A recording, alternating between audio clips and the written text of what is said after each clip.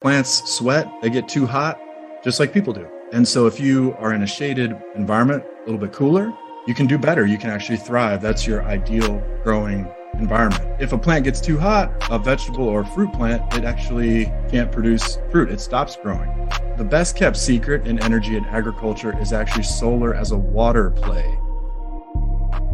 Hello and welcome to the Solar Maverick podcast, where solar meets entrepreneurship and experience. I'm your host, Benoy Thanjan, so let's get into it. Hi, this is Benoy, your host of the Solar Maverick podcast. I'm really excited to have Dan French on the podcast. He's the CEO or the executive producer. It's probably a better term than CEO, the Virginia Solar Summit. And he's also been on the podcast before. If you haven't listened to it in the past, we'll actually have it on the notes of the podcast. And it's a podcast interview. He talks about how brownfields are great sites for solar. He's done a lot of work in the brownfield space. He's now focused on agrivoltaics, which I think is going to be a huge opportunity going forward for all of us in the solar industry and using land for more than just solar, for dual use, which is another term you'll hear for agrivoltaics. Dan, welcome to the podcast. It's great to have you back. Thanks, Benoit. Good to see you and hear you again. And I appreciate the invitation to come back. Anytime. For our listeners who are not familiar, can you define agrivoltaics? Yeah, agrivoltaics is a fancy word for something that's very simple. It's about harnessing the shade of solar PV panels. So as most folks know, if you're growing houseplants, some plants prefer full light.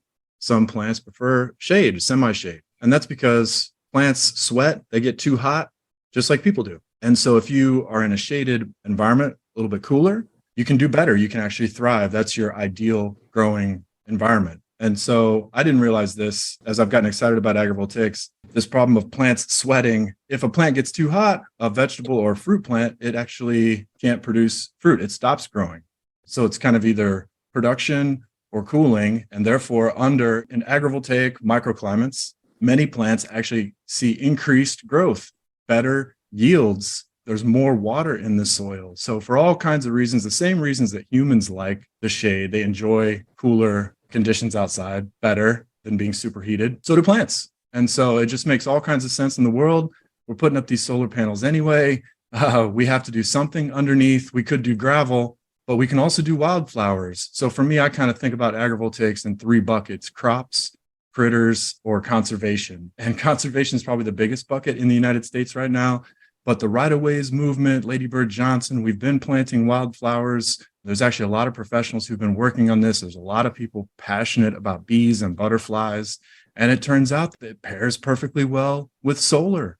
Instead of gravel, plant the right beneficial vegetation underneath. It not only stabilizes the soil, captures stormwater, improves soil health, sequesters carbon, but it creates incredible habitat for bees, butterflies, bugs, bunnies, Bambi, all of kind of the species that are in trouble. And so I'm really excited about it as a land use guy, as you know, an old brownfield guy, greenfield guy, now brownfields to bright fields. But we've come around, I think, to seeing now solar as maybe one of the biggest tools we have for conservation and preservation in humanity's tool belt. And it's very exciting because solar is shade that pays. So we may need to pull a shade over the whole planet with climate change coming on. We're going to go build all this solar. And if we're just more thoughtful about it, we think about beginning with the end in mind, creating these biodiverse habitats, upgrading the land as we go, then solar can actually help pave the way for a better built environment and start pushing back against climate change in some of the places that we're really feeling it the most. Yeah, that's a great definition of agrivoltaics. You know, I appreciate you going into that detail, and the whole thing about plant sweat also is a great point that I don't think a lot of people know about, and how shading and basically panels help that happen, and how you could basically use the same land, essentially two different benefits. You know, the landowner is getting a lease payment from the solar, but then they're also getting vegetation, crops that are growing, and then also could sell that, obviously, and make some sort of profit. So that's huge, especially when you talk about how difficult it's been for farmers, I think the past 40 or 50 years in the US, and using solar for less arid land. But then also here's an opportunity where you could do both. You mentioned dual use and you mentioned arid land. I'll just jump in with my favorite study I like to mention out of Biosphere 2, Arizona University, Professor Greg Barron Gafford, kind of one of the founding persons in this movement. Under the PV panels out there in Arizona, they tripled pepper production. That's amazing. But only used half as much water. And they doubled tomato production under the panels, but only used 70% as much water. And so when we're thinking about climate change, we're thinking about desertification, perhaps the most immediate and acute problem from climate change. And now we can create microclimates exactly where we need it to not only preserve agriculture, but improve agriculture. And I think the best kept secret in energy and agriculture is actually solar as a water play. Water wars, maybe we can solve for energy. We talked about this actually before. Have we? Yeah. Offline. I'm not surprised. Offline, yeah. I always enjoy our offline chats, my friend. That's a key point. Just going back to that point, like I didn't realize that you could save that much water. And as you know, and we've talked about this before, there's going to be wars for water. And that's kind of our last commodity out there. So that is a really huge opportunity that I haven't heard really in the agrivoltaics discussion. So that's great that you brought this to the surface. So not just me, the work of many. We had a lot of them at the Solar Farm Summit. We had a specific water session. Actually, it was back-to-back sessions. Oh, that's right. Bright fields to blue fields. I think we might have yes. tagged. We love our funny names and our syllabi at our various summits. But no, I think going forward, if we could zoom to the future and look back, I think the water piece, and we started out talking about biodiversity and conservation. I think those are going to be huge weapons in our arsenal against climate change, very underestimated and misunderstood right now, but will probably be worth more than the panels themselves as we see it today. And I haven't even mentioned crops and critters, by the way. Actually, well, we mentioned crops a little bit, but they're increasing corn yields in Africa under solar panels already. And many of our land grant universities are looking at corn and beans and all the kind of regular things that we're thinking about of agriculture at scale in America. University of Illinois, Purdue, Minnesota, Rutgers, Oregon State, and I mentioned Arizona. So the real work is starting to be done, but it seems to pencil today for a lot of the reasons that you're kind of picking up already, Benoy. Like it works. Shade, it's so simple. Pull the shade.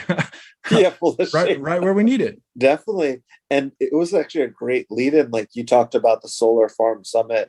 Thank you for the opportunity of me attending, but also leading one of the sessions, the poster session, which was pretty interesting back in March in Chicago.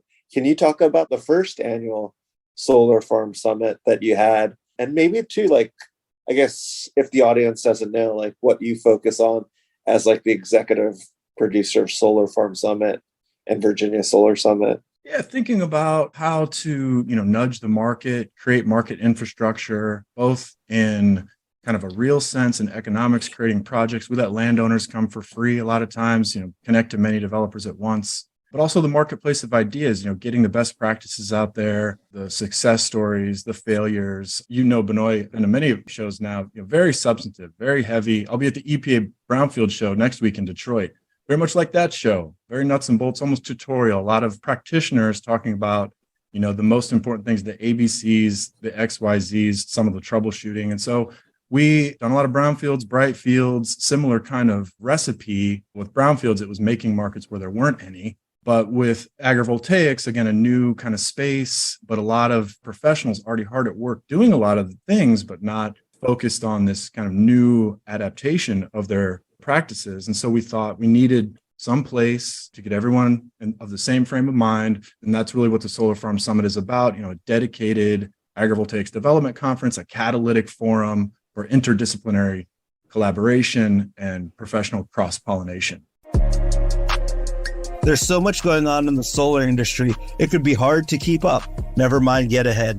New technologies, new ways to sell, policy changes, the Inflation Reduction Act, high inflation, high interest rates. We only have 30 seconds, so I'll stop there. But whether you want to up your sales game, streamline your operations, or to be a more effective solar leader, Empower is the one-day virtual event to help you improve your solar business. Join industry leaders, policy experts and solar professionals on August 16 to investigate issues that matter to your solar business. Register for free at aurorasolar.com/empower2023. We'll also have this on the notes of the podcast. Thank you. Yeah, and that was the first one ever, and it was sold out. It was amazing. The turnout, I think there was like 650. 550, thank you, yes. 550, sorry, I'm exaggerating by 100. Which wasn't up. Well, we did have people sneak in, our That's security true. was a little light. And so I don't actually know what the number was. We had celebrity guest appearances from one of my favorite boyhood teams, the Chicago Bulls. Dennis Rodman was there. I know you were hanging out with Dennis a little bit, Benoy. He had a lot of opinions about solar. We had a lot of the biggest brains, again, kind of across, agriculture, energy, solar, water, brownfields. We snuck a little brownfields broccoli into the session because there's been so much movement in Washington. Brownfields is kind of mainstream now. Even DOE has cleanup money for brownfields now. And it's not just an EPA game. It was in the bipartisan infrastructure bill. Now in the IRA, there's specific brownfields tax credits that stack. So everybody's kind of a brownfield developer now. And it's all part of the ABCs of this land use renaissance. Yeah, definitely. And actually, we did one of the first podcasts on agrivoltaics. It was episode 106 back in August 17th, 2021, with two attendees at your conference. They did Ian. the first. Ian and Ian Drew. Ward from Solag and Drew Pearson from Blue Wave, or he was at Blue Wave at the time. They did some of the first agrivoltaics projects, in Massachusetts. It's actually our most downloaded podcast. And when I released that, I was surprised how many developers ended up calling me because it was new to them. And then just to fast forward, March of 2023, you come up with the first conference for it. And it was just amazing to me to see how many people were really thinking about this and the opportunity and the creative, as you said, you had all the great minds there. And I was just blown away with the creativity and the ideas and things that people were doing. So I appreciate you curating. Thanks. Yeah, I didn't really answer your question. That's kind of what I'm doing as executive producer, curating the program. We have a great production team. Katie Meyer was our producer of the Solar Farm Summit. Shout out to Katie. Your team did an amazing job. I got to know Katie at the conference and, it was really well run. And considering it was the first one, and I don't think you had the expectations of it having that many people and being able to manage that. Not at all. And I broke my arm a month before, the week of Valentine's Day. Yeah, my team. Yeah, we didn't tell anybody. It was a tough landing on that plane. But yeah, everything was pretty well. Forgot a mic. There was a lot of things that went wrong. But it was time. It was overdue. The market was there. And we were so enthralled by the real, genuine reaction of people across the country. We had solar grazers coming from Virginia and Texas, guys from California, folks down from Canada. We had some international folks attend because it is already happening. Again, best kept secret in energy and agriculture. We're grazing thousands and thousands of acres already. Some of the big solar developers, former oil companies like Shell Oil has bought Savion, Silicon Ranch. They're buying land, not just leasing land like a lot of solar developers have done over the last 20 and 30 years. They're buying land, they're going long, they're raising their own flocks. They're cheaper than lawnmowers. We could talk about all the benefits and reasons why of agrivoltaics, why it's not greenwashing, why it is working today. And capitalists have figured it out. There's not enough sheep already. For sure. And yeah, it's happening. As you talked about at Nico's podcast, money flows where there's opportunity. And that's why you're having companies like Shell and some of these big companies go into this type of opportunity. And by the way, Drew Pearson actually recently started at Savion. It's a small world. And it's exciting what's happening. I saw Drew at a public meeting about their big agrivoltaics research campus they're going for right by Molly Cairn, the historic Agricultural Innovation Center at the Ohio State University, although I graduated from University of Illinois. You did? No, Illinois. I'm an Illinois guy. Big Tens. And a guy from my hometown, Thad Motto, one of my dad's buddies, he was the head coach at OSU for a long time. Yeah. But they're going, multi-thousand acres, proper crops under the panels and mixing it up. They have a plan to kind of not just build one solar farm a certain way, but they're going to do a little bit of crops over here this way, raise panels up a little bit different over that way, and try to tinker. And so it's really encouraging to see the team at Savion, kind of the private market, leaning into the opportunity. They already have a professor they've been talking to at the OSU. We've done this before. We've had a green revolution in agriculture, it was called. And this looks like green revolution 2.0, bringing a lot of things together, a lot of different industries in this new, again, very simple. It's shade as a solar power, as a superpower, the solar superpower, but it works and everybody understands. And so we have private and public sector already kind of holding hands, including, very exciting bipartisan legislation like brownfields. Now we've got the Agrivoltaics Research and Demonstration Act of 2023, Democrat Senator Heinrich from New Mexico, Republican Senator Braun from Indiana have co-sponsored this bill. And like brownfields, once you understand very simply, and hopefully folks listening already kind of understand the basics of it, you get the value. This is rural jobs. This is rural development. This is food. This is preservation. It's clean energy. And it's also good for bugs and bunnies, like Mother Earth, everything. Like it's almost the stack of sustainability that agrivoltaics pulls together in all of its different forms, because it's not just one thing. Could be corn, could be tomatoes, could be sheep, but it all kind of stacks together, and it's kind of exactly what we need when we need it. Yeah, definitely. I mean, you're talking to the choir, I feel like, at least when talking with me, but definitely our listeners, might not be aware of it, who we call Mavericks. So I appreciate you really explaining it. I know like the conference was last year in March of this year.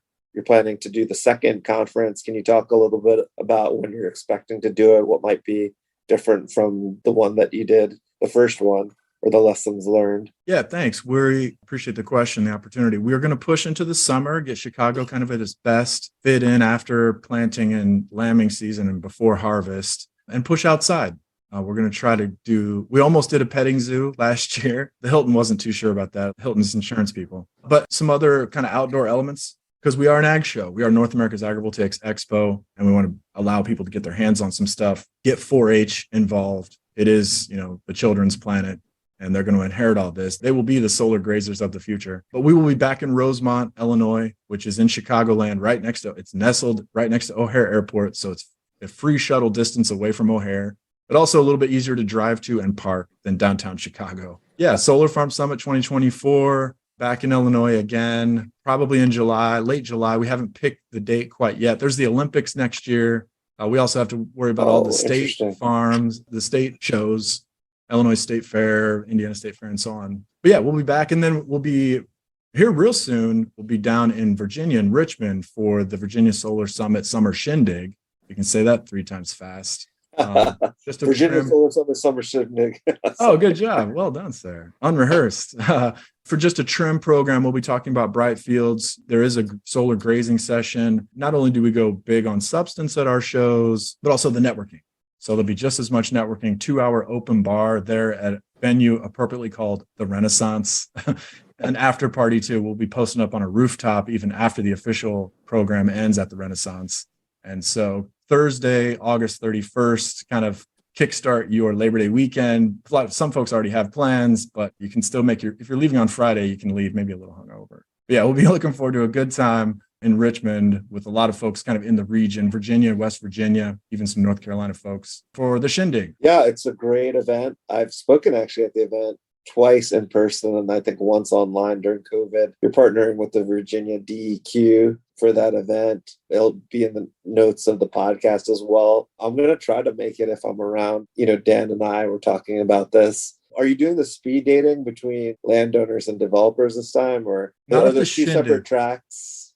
Not at the Shindig. It'll just be an afternoon program, but jobs is the theme. Workforce is the about that. Like that, I guess sponsorship and job seekers could come for free, a certain amount. Yeah, job seekers can send us their resume for a free pass. The focus of the expo is for employers to kind of get a table and meet folks. And so, workforce has been one of the key bottlenecks that we've been tracking in America, in the United States in particular, over the last 10 plus years. It's only gotten worse. And of course, solar is hiring, everyone's hiring. So we will have the agencies there as co-hosts. Virginia DEQ, Virginia Energy, Dominion Energy will be there, the biggest utility in Virginia, and a lot of the companies, many of whom are hiring. You can also go to virginiasolarsummit.com, check out our new jobs board. It's actually just a jobs aggregator. So what you'll find, it's one page where you can go to other pages, basically. Go see that's cool. At Virginia Energy who's hiring, go see some of the big developers. Dominion Energy's page is there. And it's just a place for people to start. Yeah, definitely. I appreciate that. And you know what I also appreciated too, I know I'm switching between your two different events, but for the Solar Farm Summit, you created the Agrivoltaics. I don't know if you called it Bible, but like it's just amazing of the collection of information that from the summit. And I think as well, you've aggregated links to anything agrivoltaics, right? Or like the best links of what you've seen out there, right? As well. Yeah, something we've done in the past called the Knowledge Binder, or kind of the show archive. We put all the presentations together with a lot of bonus materials that we get from That's like right. the agencies, and then some of our sponsors, and then just nominations from some of our speakers. It's often many thousands of pages. We had a Virginia archive one time, I think it was in 20 volumes and many, many thousands of pages. This time for the Solar Farm Summit, we called it the Agrivoltaics Almanac. I think it was 3,000 or so pages, everybody's presentations and a lot of bonus materials. I think you might be thinking of something we did new this time at solarfarmsummit.com. You can find the Agrivoltaics Index, which is a page that just scrolls down forever. It is like a curated Google search where we went through, found a lot of stuff. It goes backwards in time, and there's a lot of key resources at the top, like the Agri-Solar Clearinghouse, which is a great website, the American Solar Grazing Association, another great nonprofit organization, Jack's Solar Garden, one of the largest demo agrivoltaics projects in America, anywhere. And then down below is just links to great articles, research papers. I think it's getting close to 1,000 links on the page. Might take time to load. We're thinking about how to nest it now. But if you're looking for the meat, the substance, if you really want to understand, I would encourage everybody to go to the Agrivoltaics Index. And again, it's links to other places and, see for yourself who's doing this and what. I mentioned my favorite study about tomatoes and peppers in Arizona, doubling and tripling production. But, someone in France almost doubled eggplant production. They're improving wine quality in France. They're improving berry production. Shout out Baywa, one of the big European agribusinesses. They're doing all kinds of berries and apples in Germany and Holland, improving production, actual agricultural value add as well as the solar. Yeah, that's really interesting. I'm actually looking at the index now. It's pretty impressive. I know you mentioned Dennis Rodman, how he happened to be at the hotel where the conference was. I know he asked to be a keynote speaker when we were talking to him. How likely do you think we could get Dennis to be there? I guess I'm working on it as well, right? So, let's but try. Can you talk about that meeting with Dennis Rodman? That was pretty interesting, right? Yeah, it was great to see Dennis, a huge Bulls fan, very passionate guy, very smart, as people who've paid attention to Dennis know. I mean, he's a very thoughtful guy, cares about economics and energy and agriculture. Actually grew up on a farm. He got so strong, wrestling hogs and cattle down south. And as you know, Benoy, we talked to him. He was there the whole time at the Hilton and holding court of a different kind, sharing his thoughts on solar. I don't know if he'll come back and give a keynote. I would love to get him in a fireside chat. Perhaps he could share, some of his thoughts. But yeah, I think we were surprised that he had a lot of views about solar and agrivoltaics, renewable energy. It was almost like he was giving the lecture to us. He was, which was pretty interesting. I was speechless. I mean, he's big, tall, intimidating, accomplished guy. I'm having a drink at the bar. I mean, who wanted to get a word in edgewise? Like, I wanted to hear what Dennis had to say. Oh, for sure. He provided great perspective. He was excited about the conference. He asked us whether he could be the keynote next year. We will try to work on having him come next year, God willing. And he was a lot of fun to hang out with. I did karaoke with Dennis and had several drinks, and he was just hilarious as well. And I went back and actually watched The Last Dance and the documentary of when he met John, and I forgot how dominant of a player he was and how pivotal he was to those last three championships as a Chicago Bull. And mind you, I'm a Knicks fan, so I'm still... Well, big praise for the Bulls. And I mean, what those Bulls teams managed to achieve, level of excellence, the different parts, the incredible scorer, Michael, the incredible utility man, Scotty, the incredible rebounding defensive freak of nature, Dennis, and a lot of other specialty players put together by, mastermind Phil Jackson. But listen to Dennis talk about rebounding. I mean, he was watching tape before it was a thing, before it was easy to edit digitally. He was learning the tendencies of other shooters. This guy his shot tends to be shortened to the left if you shoot it from this side and so on.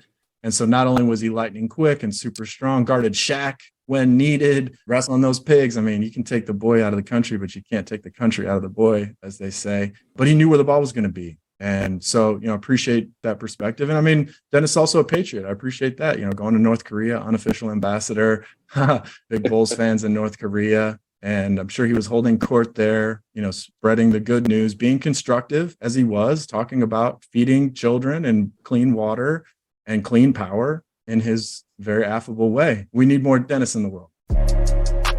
Empower is the only one-day event to help you improve your solar business. Join industry leaders, policy experts, and solar professionals on August 16th to investigate the issues that matter to your solar business, like how to attach more storage to solar sales, the latest in solar financing, how to most efficiently generate leads, using tech to streamline workflows, how to understand federal and state incentives. Just thinking about more of the issues that keep solar professionals up at night. The point is, we're all dealing with a lot right now. So why make the time to check out Aurora's conference on August 16th? Well, here's a couple of reasons why I'm attending. It's free. I mean, that never hurts, right? It's virtual. You're not stuck at a conference center all day. You can tune into the sessions you want to and go on with your business. There are sessions that count for NABCEP continuing education credits, so you can knock that out at the same time. The content is really worthwhile. I know I'm going to learn something or get a different perspective that I could use in my business. And of course, you'll hear from me on a panel covering policy.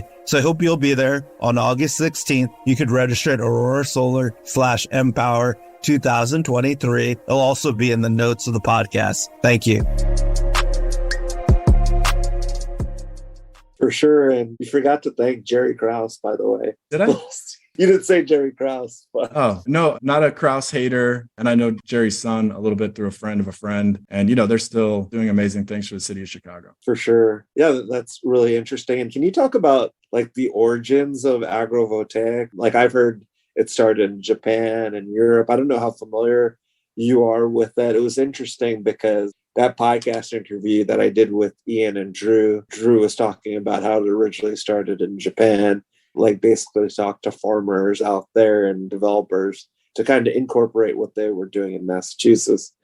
I don't know if you know the origin story of how it kind of came up or. Yeah, I think we've got to give credit to Fraunhofer Institute in Germany. Sure. There were a couple gentlemen there in 1982 who really wrote the first, paper and kind of put the conceptual, in four corners on the page. And then Fraunhofer still innovating and driving. Japan, I would say, was the biggest early adopter. The production value is so obvious, and agriculture, land is so scarce in Japan.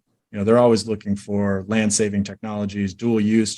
They're already dual using. They have been for 1,000 years in Japan. And so I think the most agrivoltaic farms, several thousand, are in Japan, but they're all very small, acre or less. Yeah, that is pretty small.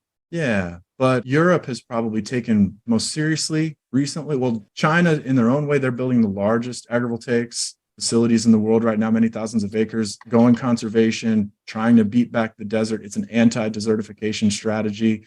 China's planted billions of trees that have died. So they're suffering the brunt of climate change. 80% of China is desert or semi-arid. So dust has been a big problem. They wear the masks that people have seen. It is the pollution, but it's mostly the dust in the Western provinces. But finally, here in the United States, starting to catch on. You mentioned Blue Wave. There are a lot of specialty projects going in. Big sheep grazing. I think sheep grazing is taking off, depending on where you are. Definitely. And then pollinators, obviously, are huge. You've been to the Virginia Solar Summit. They have the pollinator checklist. For sure. Lightsource BP just did one of the biggest pro-pollinator projects in the United States down in Indiana, outside Indianapolis. Is it Bellflower? Check me on that. But yeah, finally going big. And, let's be frank, let's put it on industry cap and thinking it from a solar developer's perspective. We're having a lot more project rejection. Locals are pushing back against these big projects. They don't want it on ag land. They don't want it in their backyard. And there's stories about project failures, stormwater erosion. There was just a big judgment down in Georgia, 9-figure judgment. Big solar farm washed out a trophy property next door, 22-acre parcel with a little pond. Erosion, sediment, destroyed that pond. And I think it was $130+ million judgment, $11 or $12 million in actual damages, but a federal jury, punished the developer and one of the companies, I think the engineering firm or otherwise. And so if we can not make compromises if we can actually just untangle the land use conflict, if we can improve agricultural performance, if we can restore prairie under solar panels, if we can end this era of kind of single-use monoculture, even in solar, I think we'll get more community acceptance. There's more community benefits. We'll get more communities to buy in while we're creating jobs. While we're allowing farmers to continue to work the land, we're probably, if we do it right, we won't have enough people in rural America to service all the jobs. And so those are a lot of the reasons why I think agrivoltaic, we had a sellout show at the Solar Farm Summit, and agrivoltaics is really taking off. People, even now Washington, in this very anti-cooperation situation we find ourselves. It's staggering in so many ways, but agrivoltaics, to use a pun, is shining through this bipartisan storm and moving hearts and minds to action. And it's because it works. Yeah, for sure. And it's interesting too, like there's Reneu, and we're working on a pilot in New Jersey and other states for agrivoltaics. It's called dual use pilot. So, we need the industry to go out there. And obviously you mentioned how the IRA has an incentive for agrivoltaics, but it's a continuous education that our industry has to do to educate people about the opportunity and then create legislation or incentives to help make those things happen. So, I appreciate going to other states after it being successful in Massachusetts and try to come up with specific state level incentives. Massachusetts, again, it's brownfields in the IRA, not quite agrivoltaics yet. Oh, yes. That's but I would encourage everyone to call your senator, call your congressman, and tell them to vote for the Agrivoltaics Research and Demonstration Act of 2023 and show up to these local meetings. But yeah, shout out Which Massachusetts. You saw. Yeah, before he was with Savion. But yeah, if you don't show up to the meetings, only the people who don't like projects show up to local meetings, and every person counts because not enough people will show up. So not enough people vote, but shout out Massachusetts. Not only did they lead the way, break new ground in agrivoltaics, pun intended, all the puns are intended, but on brownfields to bright fields too. They were the ones, they designed their SREC program with the brownfield adder, and that put brownfields at the top of the site selection criteria. So a brownfield solar project was more likely to be approved in Massachusetts. And this was 10 years ago, more. And what happened? Well, as long as the rules are clear, like an NBA basketball game, like if the ref calls it, whatever the rules are, the players adjust and we play. And then pretty soon we ran out of good landfills in Massachusetts.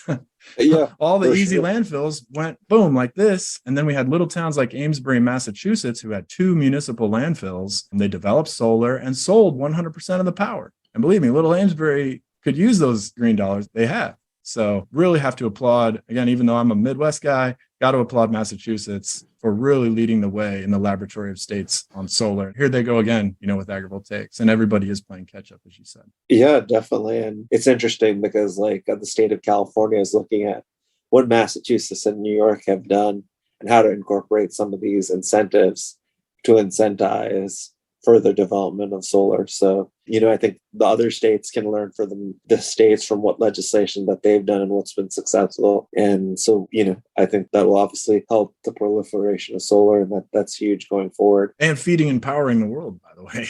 For sure. We're pushing to 9 and 10 billion people.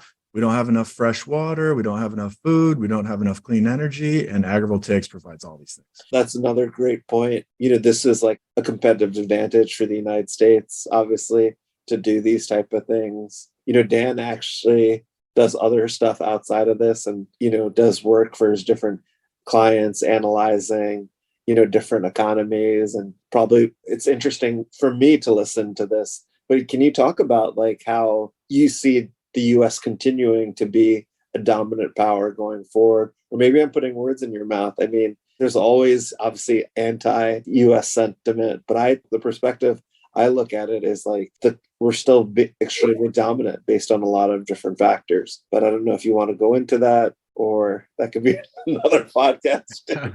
That's a very long conversation, but no, I think my forward view hasn't changed. Going back about 11 years now, around 2012, I was one of the early to make the call that there would be a North American resurgence. We had seen it, kind of had bottomed. There was a big pivot, 2008 and 2009, that period. The Great Recession proved to be the great pivot. We had a whole nother round of bipartisan policy that went in under the Obama administration. I mean, folks underestimate all the progress everybody's hated the president, but there's been a lot of progress that's been made, even going back to George Bush through the Iraq War, where there was a brownfield reauthorization bill, a little bit of infrastructure, Sarbanes-Oxley, other things. But under the Obama administration, we doubled oil production, brought on more natural gas than anyone could have dreamed. We don't think about Obama being the oil man, but we brought on more oil under Obama than any other time in world history, more than the Saudis in the 60s, the great oil boom. And that changed the entire geopolitical landscape. We're exporting oil now. Before President Trump, by the time President Trump came into office, the first time he went to Poland, about a month before, 2 weeks before, a U.S. liquefied natural gas LNG export ship went to Poland first. We're selling a lot of natural gas to Europe for the first time, and Russia doesn't like that. That's their number one export. That was one of the structural shifts we saw. Probably don't have time to go into it now, but I've still maintained that view. America's always dying. The dollar's always about to explode. The debt is always about to kill us. There's always a war. That pessimistic case is always seemingly more articulate, but it hasn't happened yet. I saw an SMP forecast going to 4,000 last week from a brokerage I mentioned on Wall Street. And we have everything we need to compete and win in a planet, with 8 and 9 billion people. Even with climate change coming on, we've got more fresh water. We're the largest agricultural exporter in the world. We only need 10 or 12 million acres for solar. We have 20 or 30 million acres of ag land that we could plant that we don't. We still are paying farmers not to farm. We have extensive conservation programs, so we could still be growing a lot more food. We're growing enough food right now, by the way, to feed about 15 billion people. 40%, 45% of our food goes to waste every year. So I don't have kind of an existential dread. And I have the North American view is still in place. We have positive demographics. That's something that people don't talk a lot about. There isn't a millennial generation in Europe. The Chinese one-child policy will prove to be one of the biggest mistakes ever in world history. They have the mother of all baby booms that's coming due right now. As their manufacturing economy is starting to flag, they have self-reported youth unemployment over 20%. In China. And if we compare the two, the United States and China are very much inversely related. They are the largest agricultural importer. They're importing 80% of their energy. Thanks to Mr. Obama and the fracking revolution, we're energy independent, we're exporting. And we have the Mississippi River Valley. We have the best soil in the world. The largest arable landmass in the world is intersected by its largest inland waterway network. It's kind of not fair. The cheapest transit system. Everything in China is very expensive. It's rugged. It's broken up by mountains. Most everyone lives on the coast. They spend a lot on infrastructure. They have high-speed rail. They have a global infrastructure plan, Belt and Road, but they have to spend many, many trillions of dollars just to catch up what the United States has naturally. And so the very basic economics, or some folks might style me as an economic geographer, just the very structure of the United States. We are a capital creation machine. The natural endowments, our natural asset base here in North America is just frankly unfair. Before we talk about freedom and the best universities and all the software advantages, the hardware of America, it's really tough to beat. That's been the 400-year story of this continent. And we're kind of, history rhymes, and we got away from it. The summer of 69, we kind of peaked. OPEC formed. We had energy got expensive. We had inflation. We lost our manufacturing facilities like China is now. And a long answer, but a lot of our weaknesses have become strengths again. Again, we're exporting energy as we once were. Now we have agrivoltaics coming online, record profits on Wall Street. We just dipped under 10 million open jobs. We have twice as many open jobs as people looking for work in this country. And the Fed is trying to kill the economy with interest rates, but we keep going.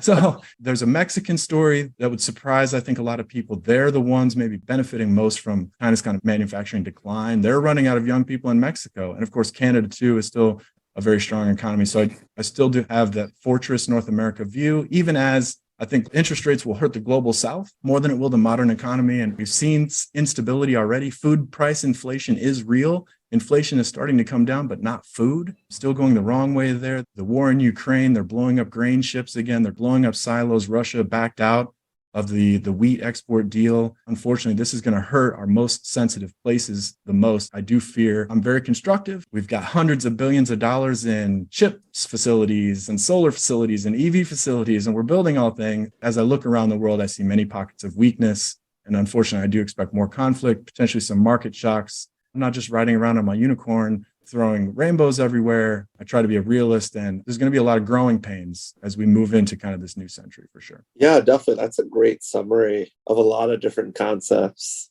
And the other thing too, as well, is obviously being a military power. Obviously we have strong allies in North America, being Canada and Mexico. We're pretty far from our enemies or our frenemies or whatever you want to call them. So our oceans are our best defense. Yeah, the founding fathers were talking about that, right? That's what Manifest Destiny was about. That's kind of crazy, right? That it still applies today, right? The Manifest Destiny, and yeah. In European schools of thought, we're known as the Far Islands. Yeah. There's the Near Islands, that's like the UK. So if any power, this old theory going back hundreds of years, if any power could control Asia, they could control the world. But no one's been able to do that in human history. But they think about it, the global geopolitical setup is kind of Asia, the Near Islands, and then the Far Islands. And we are the Far Island problem. Again, it has a lot to do. We're not just an island. It's a whole continent with a huge asset base. In that kind of way, we make it hard for any other power to emerge and kind of take total control of Asia. So it's very interesting times. I know it's hard to watch the news, and war is a very scary thing, but hopefully we'll have peace in Europe again. Russia will reboot. China will have an easier transition away from their past economic model to whatever comes next. Although, again, it's going to be, they're going through kind of a 70s, 80s, 90s all at once. They had this growth miracle, but now they have a demographic collapse. They've been overcounting their population. Not only did they have the one-child policy, so we knew that they had a kind of a top-heavy demographic, but again, according to their own report, they may be overcounted by 100 million people. So China's peaked a lot sooner than we thought. There's a lot of problems out there, but a lot of growth, and hopefully we can be constructive and collaborative and do it all together. Although I don't know when the tariffs will come off. There's going to be a lot of hot talk and Taiwan and saber rattling, but as Benoy, I've been very constructive on America, very unconstructive on China. But just in the last few weeks and months, I've seen, hopefully breakthroughs. We've had Janet Yellen, we've had Secretary of State Blinken in China, and having very high-level talks about, instead of decoupling, which is kind of the magic word to describe Chinese and American relations, maybe to more de-risking. Because after all, can we get away from each other?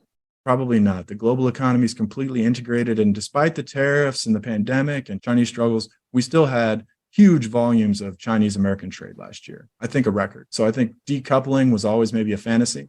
And there's been a thaw between the White House, Washington, and Beijing, common recognition that, we're better together. And Russia, as an example, is not the way to go.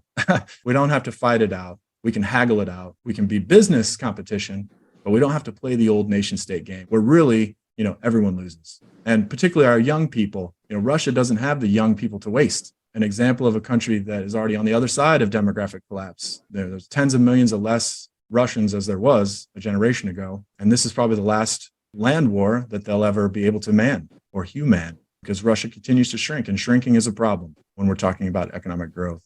So it's funny to see kind of the UK and Russia kind of falling down in the same year. When we think of Brexit, we think of maybe them shooting themselves in the foot. They're struggling with inflation the most. They've forced themselves into a lot of quick, sharp economic adjustment, and they're suffering for that. And it's happening at the same time. And to see London and Moscow, these traditional empire nations, see them kind of taking another step down as the United States and now China take another step up, I think as a historian, it gives me kind of goosebumps. Yeah, for sure. That is really interesting. I know we could go on about this. It's been a great podcast interview. I appreciate you making the time. Dan, if our Mavericks or listeners want to learn more about you or the Virginia Solar Summit or Solar Farm Summit, can you tell us again what's the best way to do that? Yeah, thanks, Benoy. I appreciate being on the podcast again. Always good chatting with you. I look forward to our next offline conversations and maybe sharing some drinks with Dennis. But yeah, you can find the information about the summer shindig in Richmond at virginiasolarsummit.com. You can plug into the Agrivoltaics Renaissance at North America's Agrivoltaics Expo, the Solar Farm Summit at solarfarmsummit.com, including that index, the Agrivoltaics Index that I mentioned, a great place to start learning with links to lots of primary materials. And then if you are interested in reaching out to me, some of my strategic work, I don't really take on new clients, but I'm always open for brainstorming and troubleshooting. That's dbforesights.com, dbforesights, FORESITES. So kind of play on sites, dbforesights.com, strategic work, a lot of capital allocation and real estate. And we'll have all this in the notes of the podcast as well. And just as well. The Virginia Solar Summit's coming up. It's in Richmond, August 31st. So definitely it's a great event. I've been to pretty much all of them actually, maybe, and the ones live in person and online during COVID.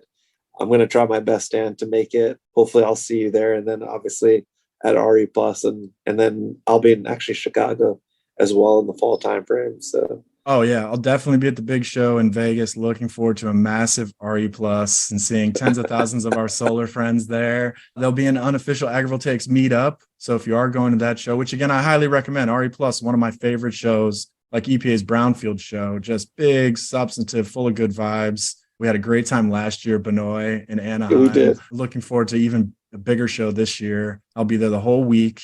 And then we will, if you can't make it to the Shindig, we will have a proper 2-day Virginia Solar Summit conference next spring, as we typically do in April, again in Richmond.